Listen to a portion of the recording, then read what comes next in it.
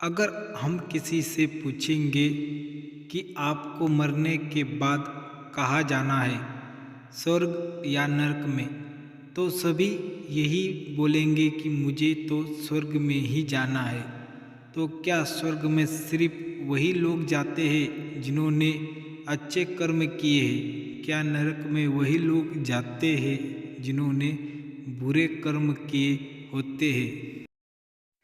ज़्यादातर लोगों को यही लगता है कि जिसने अच्छे कर्म किए हैं वो स्वर्ग में जाते हैं और जिसने बुरे कर्म किए हैं वो सब नरक में जाते हैं। अगर आपको भी ऐसा ही लगता है तो यह कहानी स्वर्ग या नरक आपको ज़रूर सुननी चाहिए। यह कहानी है एक साधु और नर्तकी की।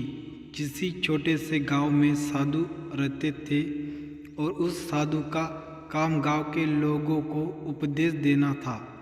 उसी गांव में एक नर्तकी रहती थी।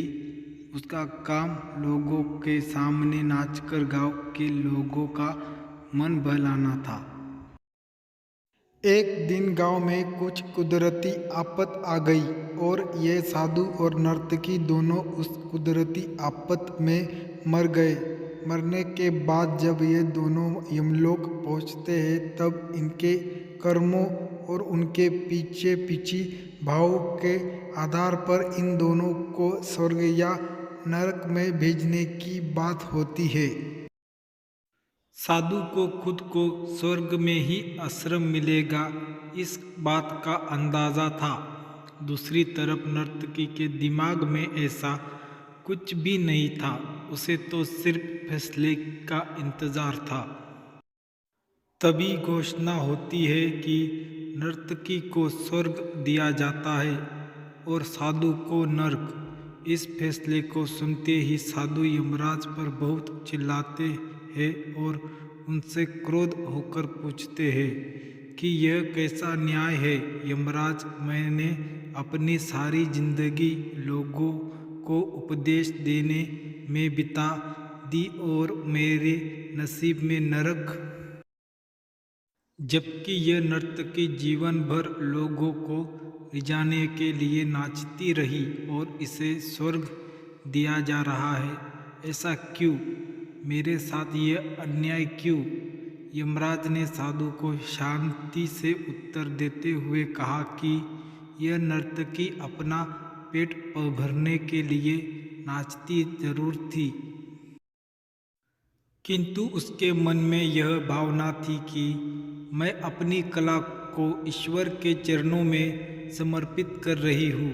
जबकि तुम लोगों को उपदेश देते हुए भी यह सोचते थे काश तुम्हें भी नर्तकी का नाच देखने को मिल जाए।